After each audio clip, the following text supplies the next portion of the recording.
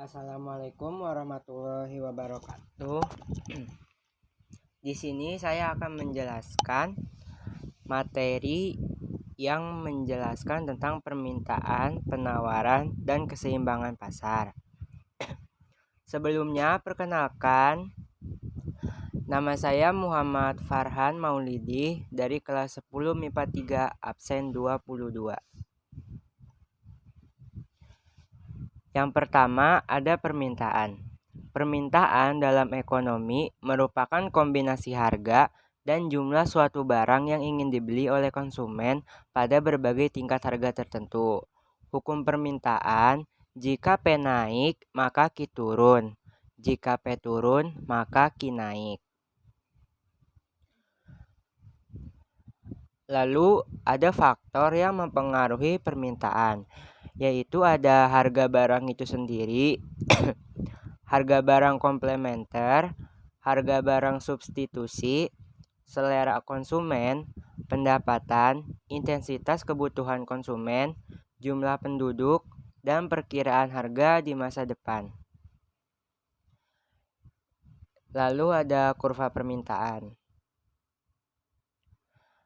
Dan ada fungsi permintaan. Fungsi kurva permintaan mempunyai persamaan sebagai berikut.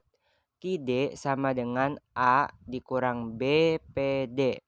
Untuk memperoleh persamaan kurva permintaan dapat digunakan rumus Q dikurang Q1 per Q2 dikurang Q1 sama dengan P dikurang P1 per P2 dikurang P1. Lanjut ada penawaran.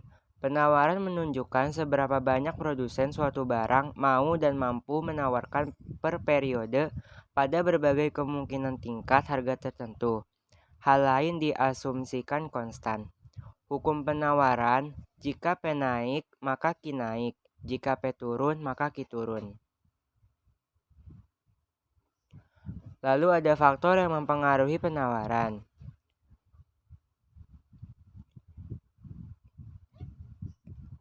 Yang pertama ada harga barang itu sendiri, biaya produksi, perkiraan harga di masa depan, harga barang pengganti, pajak, dan kemajuan teknologi. Lalu ada kurva penawaran dan fungsi penawaran. Fungsi kurva penawaran mempunyai persamaan sebagai berikut. QS sama dengan A dikurang BPS.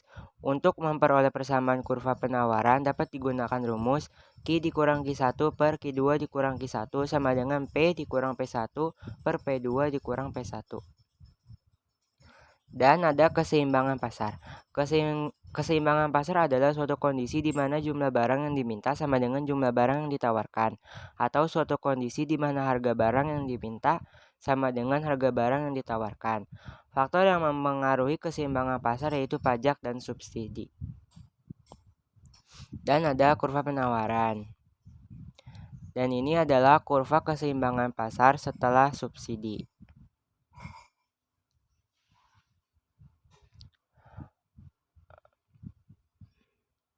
Lalu ada kurva keseimbangan pasar setelah pajak. Dan elastisitas. Elastisitas adalah kepekaan atau angka yang menunjukkan perubahan harga barang terhadap perubahan jumlah barang. Rumus elastisitas permintaan. ED sama dengan berapa persen perubahan permintaan per persen perubahan harga, atau Q2 dikurang Q1 per P2 dikurang P1 dikali P1 per Q1. ED harus bernilai positif. Jika ED bernilai negatif, maka negatif tersebut diabaikan. Lalu ada rumus elastisitas penawaran. ES sama dengan persen perubahan penawaran per persen perubahan harga, atau Q2 dikurang Q1 per P2 dikurang P1 dikali P1 per Q1.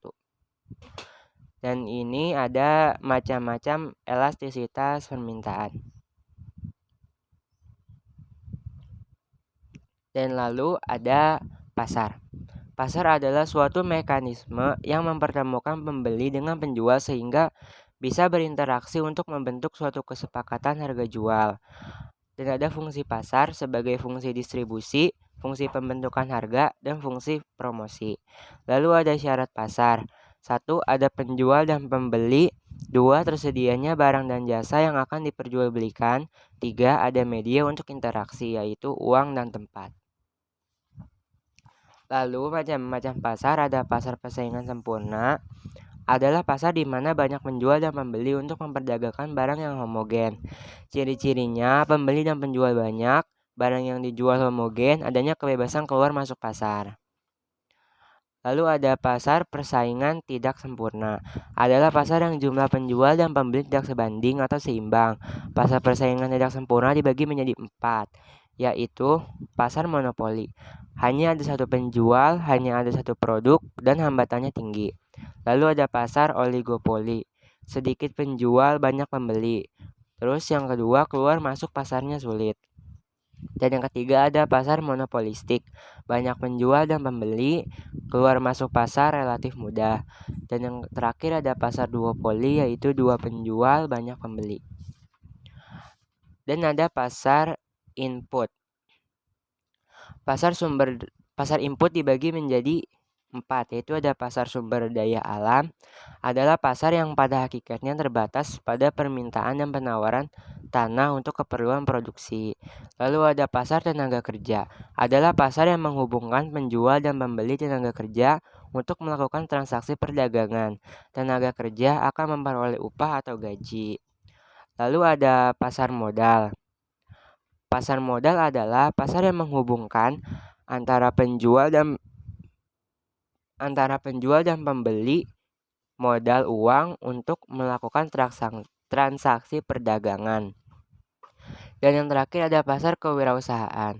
Pengusaha akan memperoleh balas jasa berupa keuntungan atau laba.